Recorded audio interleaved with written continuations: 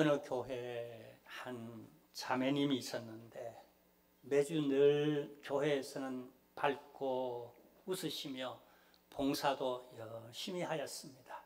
그래서 누가 보더라도 참 이쁘다, 좋다, 믿음 있다 이렇게만 생각했는데 어느 날 펑펑 울면서 간증을 합니다. 사실은 제가요 공황정세가 많이 깊어서 너무 괴롭습니다 라고.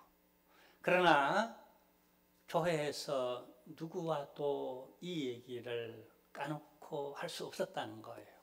혹은 믿음 없는 사람으로 볼까 싶어서, 혹은 뒤에서 수군거릴까 싶어서 남모르게 수년 동안 그렇게 가면을 썼다는 거예요. 자, 오늘 성경에 나오는 한 말 못할 여성의 얘기.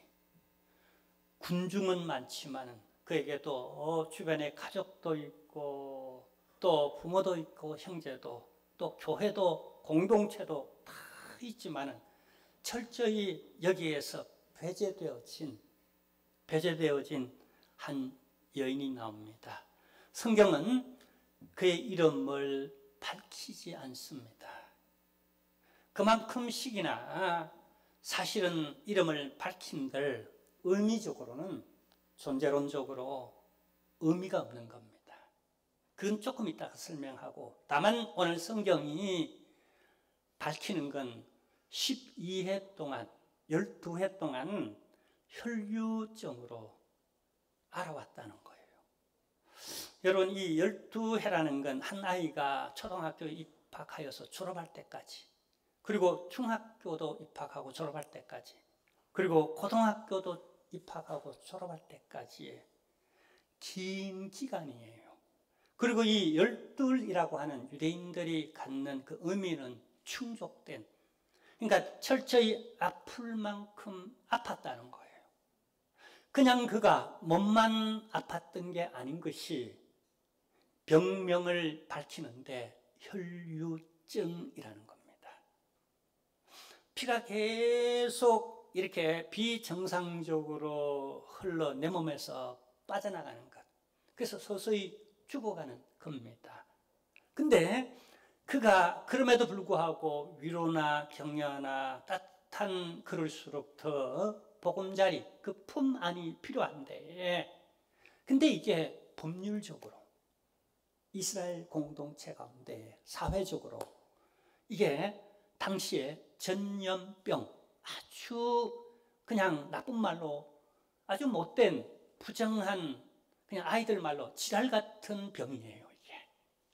그래서 법으로, 법률적으로 레위기에도 율법적으로도 정하여서 본인만 부정한 게 아니라 그가 만지는 모든 물건들 부정해지는 거죠. 한 집에 갈 수 없는 거죠. 같이 뭔가 접촉하고 뭔가 나눌 수 없는 거죠. 그리고 누구든지 그와 접촉한 사람은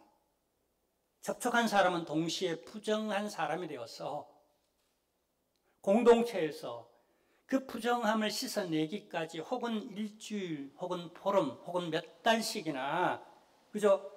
그 부정함이 씻어내려질 때까지 가정에도 못 돌아와요. 교회 못 나옵니다. 직장 못 다녀요. 사업 못 합니다. 누군가에 터치하면은 그 큰일 나는 거예요. 그래서 철저히 소외된 자. 그래서 여러분, 이름이 없다는 것 더 우리가 의미심장하게 생각해 보면은 그는 실존적으로는 있는 거예요. 그러나 의미적으로, 목적론적으로 볼 때 그는 마치 없어져야 할 존재, 아니 없는 존재 마냥 무시당하는 철저히 소외된, 존재론적으로 더 깊이 의미적으로 보면 없는 존재예요. 아니 있어봤자 이건 어떻게 해요? 청산하고 버려야 할 냄새 나는 이렇게 그 식탁의 찌꺼기 같은 버려야 할 냄새 나는 그런 존재. 그게 이 여인이 그동안 받아왔던 존재론적 의미이며 또 정체성이자 사회적 그가 철저히 소외된 사람이었다는 것. 이 12해라고 하는 것은, 근데 이 기간 동안 그가 체념하고 가만히 있었던가? 아니었다는 거예요. 이 얘기가 마태복음에도 나오고 마가복음에도 나오고 요한복음, 공관복음 3서에 다 나옵니다. 근데 쭉 이 공관복음에 나오는 내용들을 이렇게 보면 안타깝기 짝이 없는 것은 많은 사람들을 찾아다녔어요. 많은 병원, 많은 의원, 많은 치료법, 많은 약을 먹었어요. 근데 그만큼씩이나 시행착오를 겪는 만큼씩이나 반대급부적으로 실망감, 사람에 대한 또 어떤 방법에 대한 수단에 대한 어떤 좌절감, 그리고 있는 것도 도리어 다 탕진했다라고, 성경에는 허비했다라고 이렇게 표현합니다. 남은 것이라고는 노력한 만큼씩이나, 내가 시도한 만큼씩이나 실망감, 시험거리들, 낭망, 그 존재 자체가 의미가 없는 거예요. 근데 이런 여인에게 한 소식이 들려왔습니다. 굿뉴스예요. 복음이에요. 나사렛 예수. 그분은 나 같은 부정한 자, 장기 죄인, 세리 죄인, 그리고 문둥병자, 할 것 없이 묻지도 따지지도 아니하고 그 어떤 죄인이든 어떤 부정한 자이든 그분은 치료하시는 메시아. 그게 확 들어오는 거예요. 마지막 어떻게 해요? 지푸라기라도 잡는 심정으로 내가 저분을 만나야 되겠다. 꼭 만나야 되겠다. 예수님을 찾아놨습니다. 그런데 안타깝게도 이번에도 인적 장벽이 문제입니다. 많은 사람들이 거기 몰려 있는 거예요. 장벽을 치고 있는 거예요. 도움이 안 됩니다. 무리, 군중, 많은 사람들, 친구 많은 것 참 도움 될 것 같지만은요, 결국 인간이에요. 저마다 바쁘고 자기 문제 해결하기도 정말 발등에 불이 떨어져 있어요.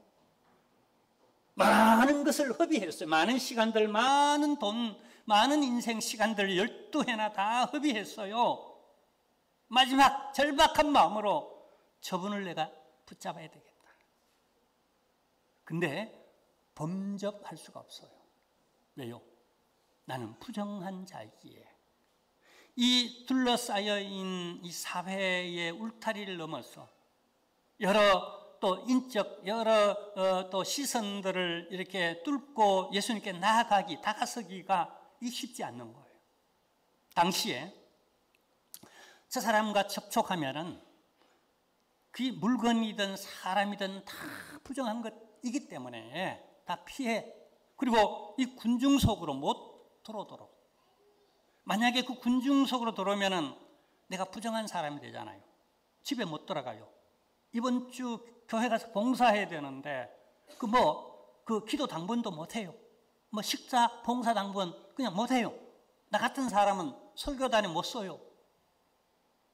근데 이가 가만히 몰래 싹 들어오는 거예요. 그럼 나도 모르게 그냥 부지불식간에 부정한 자가 되어버렸어요. 군중들이 가만히 있겠어요. 흔히 당시에 돌을 들었다고 합니다. 돌을. 목숨 거는 일이었다는 거예요. 근데 어떻게 이 장벽을 돌파할까요? 이 시선들, 이 법률적, 헌법적 이 울타리를 넘어설 수 있을까요? 하나입니다. 하나의 집중력, 오직 그거 하나, 오직 그거 하나입니다. 자, 그래서 오늘 우리가 여기 오늘 성경 구절을 하나 보겠습니다. 28절입니다. 이는 내가 그의 옷에만 손을 대어도 구원을 받으리라 생각함이라라. 우리 이 마인드, 뭘 생각하는가? 복잡하다 복잡해. 그 순간에 이것도 이렇고 내 사정이 이렇고 사람들이 이렇게 말하고 법적으로는 따져서 이게 문제가 되고 이 윤리적으로 이런 것이 있어서 내가 누구에게 호의가 되지 않고 피해를 입히고 이렇게까지 내가 예수를 믿어야 하고 교회 다녀야 하고 예수님과 그런 시간들을 가져야 하는가? 복잡하다 복잡해 하는 순간에 추진력을 잃어버립니다.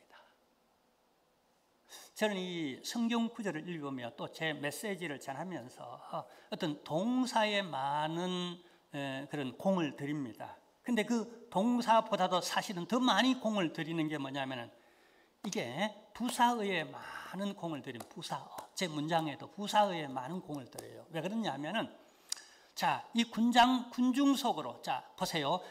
여기 예수님이 그 동네에 지나가실 적에 많은 무리들이 어떤 액션을 취합니다. 동작을 합니다.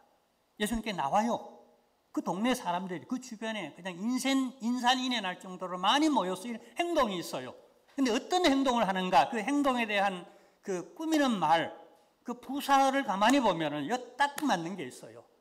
많은 사람들이 예수님께 나왔지만은 이들의 그 나온 이 발걸음에 어떤 부사어를 붙인다면은 혹시나 하는 마음으로 혹시라고 하는 이 부사어.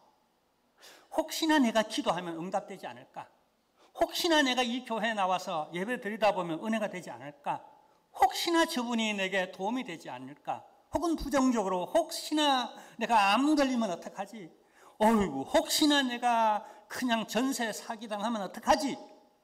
이런 액션들이 있습니다. 심지어 예배 나오면서 예수님을 만나러 나오면서 이 혹시나라고 하는 행동은 하지만은 그러나 중심 의미적 태도 가운데 혹시나. 근데 이 여인은 그렇지 않았습니다. 어떻게 해요?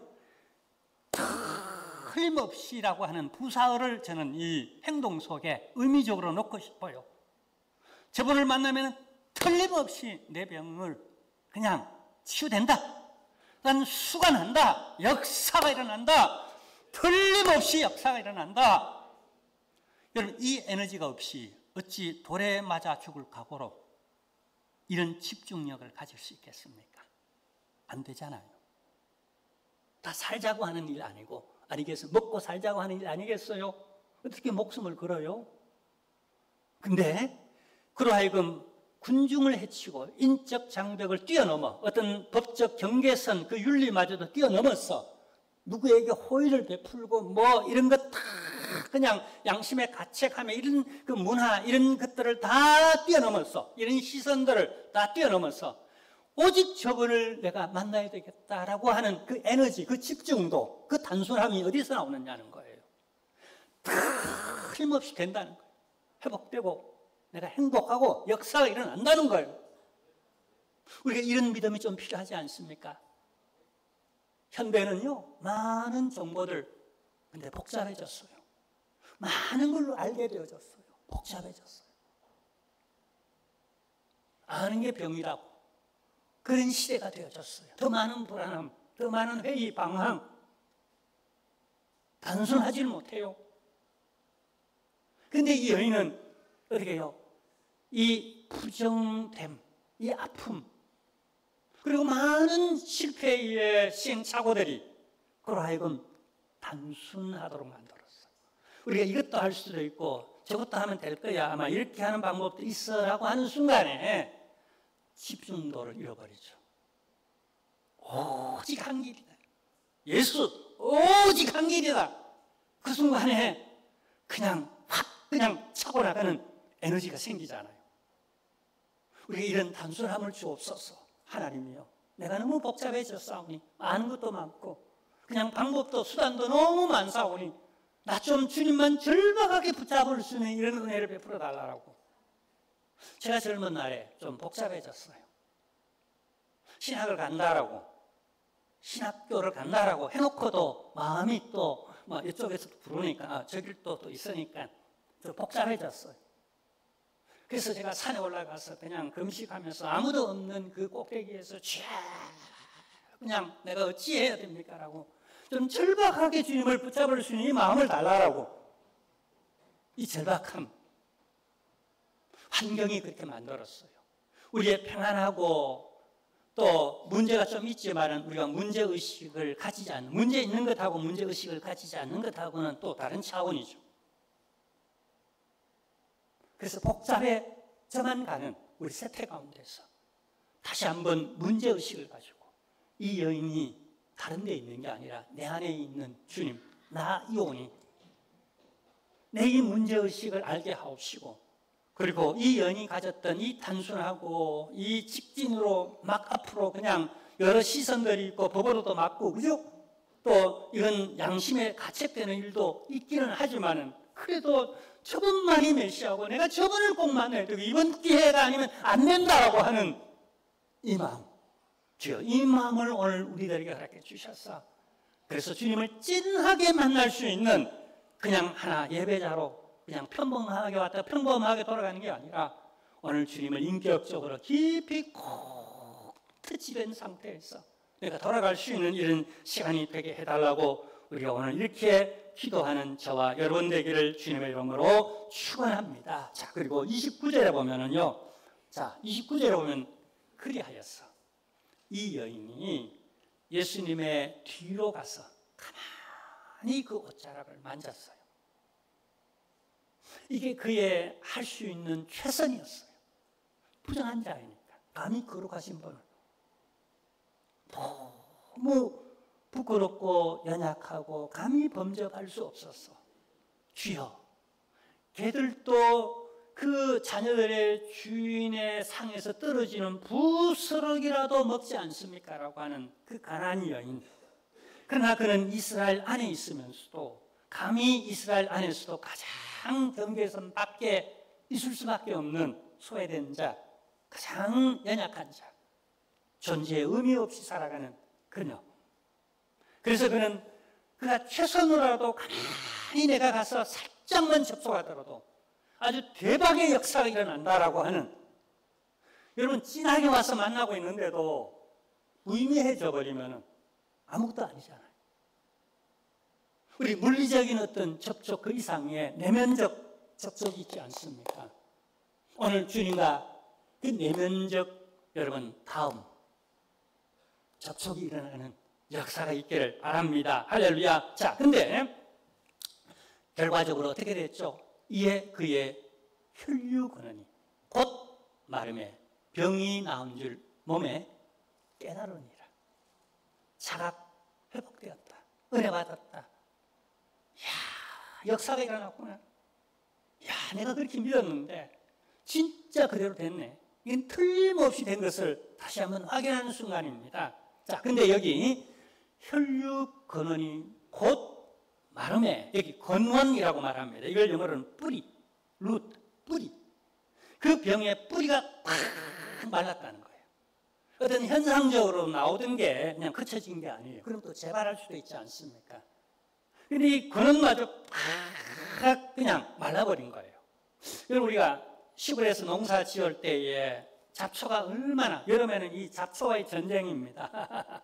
또 이렇게 또 시골에 또 뭐 집이 있는 분이 있죠. 뜰에, 그죠? 그냥 심지 않아도 얼마나 잡초가 많이 나는지 그냥 뜯어가지고는 금방 또 며칠 사이에 그냥 쑥 잡초가 우거집니다. 어떻게 해야죠? 뿌리째 다 뽑아내야 돼요. 이제 뿌리를 다 뽑아내면 그건 없어집니다. 병의 뿌리. 내 문제를 일으키는 그 여러분 현상이 아닌 그보다 근원적인 그 뿌리, 그 자체를 확 뽑아내 주는 거예요.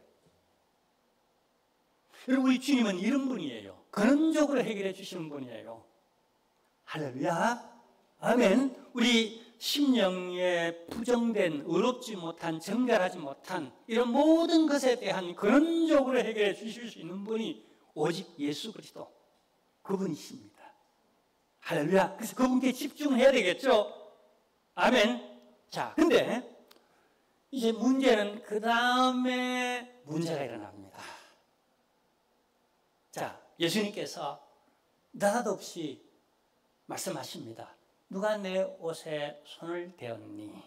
하고 묻습니다. 다들 누구지? 누구지? 합니다. 제자들조차도 아니 이렇게 사람들이 많아 밀고 땡기고 뭐 그냥 스치고 접촉하고 지금 아직 쌩 난리인데, 아니 예수님 그냥 지나가시죠. 뭐 별것 아니지 않습니까? 라고 대수롭지 않게 반응을 합니다. 그러나 예수님은 단호하게 아니야. 누가 내 개를 터치했어? 보세요. 주님은 많은 무리, 많은 군중들이 물리적으로 주거니 받거니 밀고 댕기고 하는 것에 큰 관심이 없습니다. 그러나 절박한 그 한 사람이 나를 만나고자, 터치하고자 나를 찾는 그 나를 필요로 하는 손길이 있다라는 거예요. 이에 예민하다는 겁니다. 무심하지 않다는 거예요. 우리 보통 그냥 무심하게 보고도 봤던가, 아이고 무슨 옷을 입었던가 물어보면 그냥 까맣습니다. 아무것도 생각나지 않고 그냥 만났던 것만 생각나지, 뭐 아무것도 생각나지 않은 우리 단순함이 있습니다. 근데 예수님은 그 많은 사람들 가운데 그 한 사람이, 그 절박한 그 한 사람이 나를 만나러 왔다는 거예요. 이 여인은 문제가 해결됐잖아요. 조용히 군중 속으로 은닉하고 싶었어요. 그냥 슬쩍 빠져나가고 싶었어요. 근데 주님은 그냥 이렇게 찾아놨습니다. 누구냐? 분명히 내게 손을 대었다. 손을 내밀었다는 거. 바로 이리 나오라고. 그래서 여인이 나옵니다. 어쩔 수 없이 나옵니다. 그리고는 그 모든 사정을 33절에 보면은요, 이만저만해서 이렇게 저렇게 된 상태에서 내가 만질 수밖에 없었습니다. 그리고 만졌더니 이런 것을 내가 그냥 깨닫게 되어졌습니다. 라고 이렇게 다 여쭙니다. 자, 그러자 예수님께서 어마어마한 말씀을 선포하십니다. 어떻게 해요? 자, 34절이에요. 우리가 한번 내가 이 여인이라고 생각하고 이런 상태로 지금 무리 속에서 예수님을 만나게 되었어요. 그리고 조용히 빠져나가 숨으려고 그랬는데, 아니 예수님이 생색을 내려고 그러나, 뭐 좀 했다고 뭔가 하시려고 그러는가 등등 여러 인간적 생각이 날 수도 있지 않겠습니까? 자, 근데 예수님께서 다시 이 여인을 재초청하십니다. 어느 순간까지는 내가 나온 듯 했습니다. 사실 그것도 내가 나온 게 아니에요. 예수님이 소문을 냈던 거예요. 오도록. 그죠? 벌이, 나비가 꽃을 찾아오도록 꽃이 먼저 향기를 보냈던 거예요. 찾아왔던 거예요. 그러나 예수님은 그 정도로 물리적으로 혹은 단순한 문제 해결을 위한 접촉, 그 이상의 진도를 나가기를 예수님은 원하셨던 거예요. 자, 보세요. 34절이 주제 구절입니다. 왜 부르셨는지, 왜 한 번 더 이런 깊은 만남이 우리에게 필요한지를 우리가 알 수 있게 만드는 말씀이에요. 한번 읽겠습니다. 예수께서 이르시되 따라 내 믿음이 너를 구원하였으니 편안히 가라. 내 병에서 너여 건강할지어다. 건강할지어다. 할렐루야. 자, 먼저 여기 따라라고 부릅니다.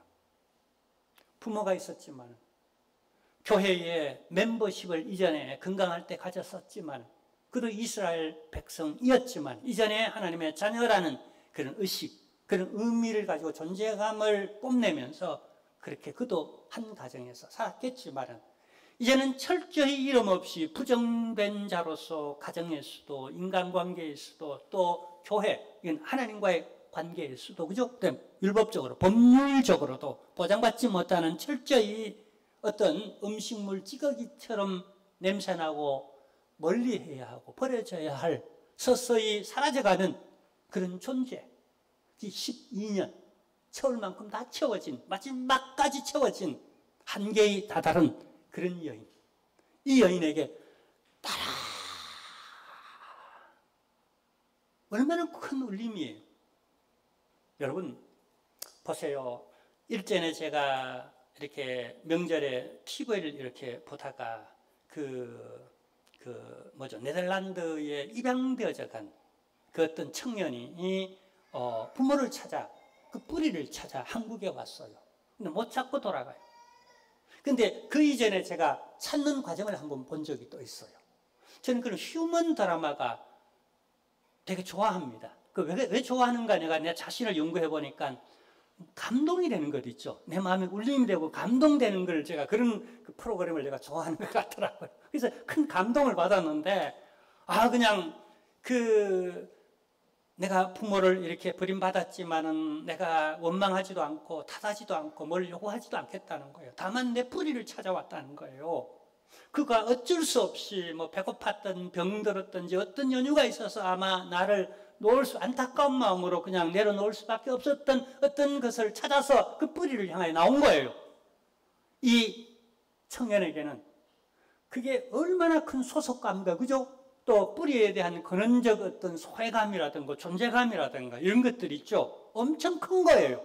그래서 그 모든 걸 내려놓고 백방으로 찾으러 여기 뭐 3번째인가 여기 왔대요. 그리고도 또 못 찾고 가서 다음에 또 찾으러 오겠다는 거예요. 근데 혹 잃어버린 딸을 가진 엄마. 근데 그 딸을 찾았어요. 만신창이가 됐어요. 근데 그래도 찾았어요. 그래도 귀한 내 딸이에요. 그리고 목욕을 시키고 새 삶을 다짐하면서 새로운 의지를 가지고 새 생활을 하도록 도우면서 끌어안으면서 엉엉 울으면서 따라 그 찾은 아빠의 마음, 엄마의 마음이 어떨까요? 따라. 근데 그 따라라고 세상에서 부정한 여인이라고 그렇게 소외되고 그렇게 수근거림과 손가락질 그러면서 존재의 의미가 없으며 깊은 병이 들어 서서히 어떻게 해요? 소멸되어져가는 내 존재. 근데 따라라고 끌어안으면서 울면서 나를 회복시키는 그 안정감, 그 은혜, 그게 우리 하나님 아버지의 탕자를 향한 사랑이었고 바로 우리의 사랑이에요. 따라라고 하는 거죠. 얼마나 큰 울림입니까? 이 이상의 여러분 가정의 멤버로서의 소속감과 교회 또 율법을 초월한 하나님의 사랑과 은혜에 이런 여러분 축복이 어디 있겠습니까? 지금 우리가 그런 존재가 되었어요. 이 울림이 우리에게 있어야 되는 거예요. 우리가 부정한 자였지 않습니까? 근데 이제 의로운 자가 되었어요. 목적도 의미도 없는 정체감, 그냥 여러분 우리가 율법도 없었고 하나님도 없었고 구원도 없었고 또 언약 밖에 있었던 그냥 그런 우리 존재이지 않습니까?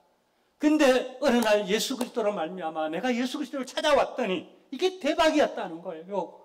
따라 너는 내 아들이라 오늘날 내가 너를 낳았도다 라고 이렇게 말씀해 주시는 그 소리는 단순한 물리적 소리가 아니고 그냥 듣기 좋아라고 하시는 그런 소리가 아니라 내 정체성과 소속감과 의미와 관계성을 회복시키는 그런 여러분 역사예요. 자, 이 역사로 말미암아 그는요, 여러분 보세요.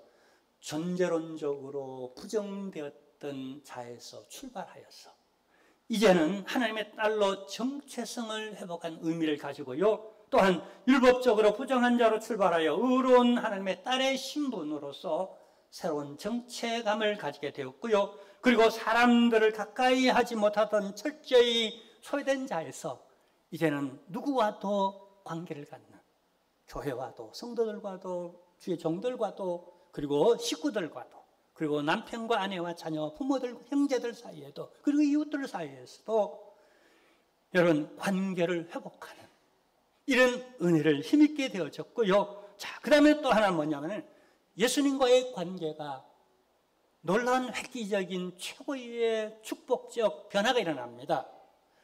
출발은요, 내 이 답답한 문제, 소외된 외로운 정말 의미 없는 이 삶에서 문제, 벗어나고 싶은 탈출의 해방구로서 예수 그리스도와의 관계였다면 그분이면 낫게 하겠다, 그분이면 그냥 역사하겠다, 나를 받아주겠다라고 하는 데서 출발하여서 이제는 어떻게 해요?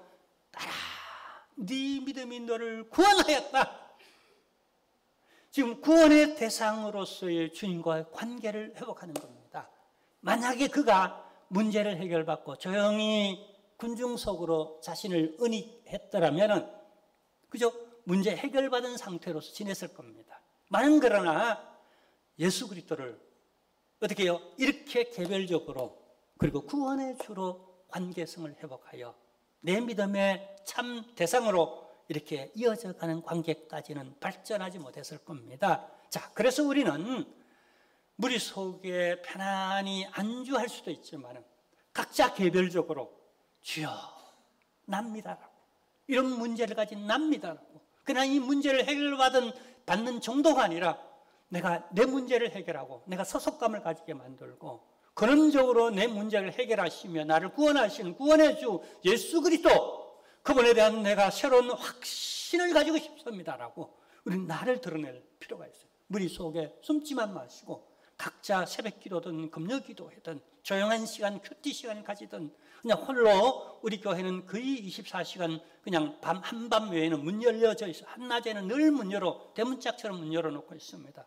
오셔가지고 조용히 혼자 이 모든 공간을 혼자 독차지하셔가지고 그냥 전세 내가지고 촤라고 주님과 그냥 대면하며 단독적으로 만나시는 이런 축복의 시간 가지시길 바랍니다. 자, 그리고요, 보세요. 편안히 가라고 말했지 않습니까? 편안히, 이 구약적으로 표현하면 샬롬입니다. 샬롬은 형통한 삶, 아무 걱정이 없고 하나님의 나라적 어떤 은혜, 평강을 의미합니다. 이걸 헬라적으로는요, 헬라어에서는 신약 성경이 에이레네라고 말합니다. 구약으로 말하면 샬롬이란 말이고, 이 신약적으로는 에이레네라고 말합니다. 하나님 나라적 평안, 만사 형통하는. 그래서 무엇이든지 이 샬롬이라는 걸 에이레네라는 말을 다 붙입니다. 건강의 에이레네, 건강의 평안이 있고, 그냥 가정의 에이레네, 가정의 평화가 있는 거예요. 교회 에이레네, 그럼 교회 에이레네, 평화가 있고, 나라와 민족 가운데 내 건강에, 그죠? 내 심령 가운데 에이레네, 그러면 그런 평화가 있는 거예요. 편안히 가라라는 거예요. 아마 그냥 쑥 빠져나갔더라면은 어쩌면 그죠? 불안할 수도 있을 겁니다. 근데 여러분 보세요. 세상은 복잡해요. 우리가 아는 사이, 모르는 사이, 날씨가 그렇게 덥고 또 올겨울에는 얼마나 추울런지, 그렇게 홍수도 오고 이 가을에 무슨 비가 이렇게 옵니까? 예상치 못한 그런 여러 가지 변수, 일기들이 확 펼쳐지는데 편안히 가라는 거예요. 이 편안은요, 여러분 어떤 상황적, 환경적 편안을 의미하는 게 아닙니다. 앞으로 네가 살아가는 동안에 어떤 소외가 있고 어떤 부정한 것이 네게 닥치고 어떤 좋지 못한 사건들이 일어날지라도 너는 절대적으로, 주권적으로 그것과는 상관없이 네 마음은 평안할지어다. 편안해, 편안해. 그 다음 뭐죠? 내 영혼, 내 영혼 편안해.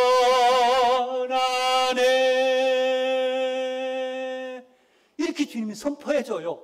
이 말씀이 가장 크기를, 어떤 인적 장벽보다도, 어떤 관계보다도, 어떤 세상의 어떤 환경보다도, 그냥 병드나 건강하나 못하나, 지금 이 여인이 부정하나 어떻게 하나, 누가 뭐 어떻게 손가락질하고 수근거리고 뭐 어떤 비교하고 뭐 어떤 상황 속에서 네 마음이 편안하라.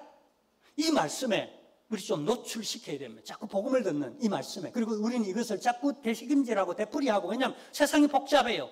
여러 가지 예기치 못한 일들이 자꾸 일어나니까 우리 마음 가운데 이미 어떻게 자라보고 놀란 토끼가 소뚜껑보다 놀라는 이런 현상들이 우리 안에 지금 일어나고 있지 않습니까? 이때에 편안히 가라라고 하는 이 말씀이 나를 엄습하고 여기 충만해지고 이걸 내 마음과 내 정서를 지배하는 이런, 여러분, 편안해 찬양하면 막 평안해, 노을이 그냥 막 그냥 그 어떤 파도가 그저 항해하면서 그냥 노을 있죠. 노을 막 파도성이 노을 넘실거리는 이런 파도들이 막 그냥 치고 할 때도 평안해, 평안해라고 막 그냥 외쳐댈 수 있는, 그리고 건강할지어다라고 선언합니다. 여러분, 이 문장이 선언적 문장이라는 기억하세요. 평서문이 있고요, 의문문도 있고요, 또 강조하는 뭐 서리법 같은 이런 강조법도 있고 여러 강조법이 있지만 가장 강한 문장이 뭐냐면 선언문입니다. 이건 진리를 얘기할 때 건강할지어다. 네 병에 놓여 건강할지어다. 이 사람이 재발했을까요? 재발 안 했을까요? 이 혈류증. 전 제발 안 했을 거라고 생각하면 선언문이니까 그냥 쭉 가는 겁니다. 그건 진리입니다. 우리 이 메시지를 들을 필요가 있잖아요. 그러죠? 이건 의사가 말 못 해줍니다. 우리가 의사가 참 귀한 분이고, 그죠? 좋은 분이지만은요, 존경하고 그래야 되겠지만, 그러나 조금 부정적으로 말할 수밖에 없는 것은 인간의 항제가 있기 때문에 당신에게 달렸습니다. 당신 의지에 달렸습니다. 그러잖아요. 그죠? 또 혹은 수술하기 전에 죽을 각오하세요라고 죽을 수도 있다는 거예요. 책임 못 지는 거예요. 그래서 이런 선언적으로 네가 평안히 가고 네가 네 병에 놓여 건강할지어다. 제발 절대로 일어나지 않고 앞으로 여생을 평안하고 건강하게 사세요. 그렇게 있을지어다. 이건 아무나 하는 게 아니에요. 이건 책임지시는 절대자인 완전하신 분만이 이렇게 할 수 있는 거예요. 그래서 우리는 하나님의 음성에 나를 노출시키고요. 그리고 우리는 확신 속에서 우리가 당당하게 나머지 여생의 길, 그죠? 비가 오나 눈이 오나 그렇게 편안히 걸어갈 수 있는 그런 저와 여러분 되시기를 주님의 이름으로 축복합니다. 하나님 아버지 감사합니다. 부정한 자로 출발하였지만은 하나님의 딸로 철저히 회복되어지는 편안히 가라, 건강할지어다, 따라라고 하는 우리에게 이런 선포적 선언적 음성 들려주시니 감사합니다. 이것을 받아들이고 이제는 믿음으로 당당히 세상을 향하여 걸어가는 저희들의 삶이 되도록 축복하여 주옵시고, 우리 가정들이 걸어하옵시고, 우리 자녀들이 다 걸어할 수 있도록 도와주옵소서. 예수님의 이름으로 기도하옵나이다. 아멘.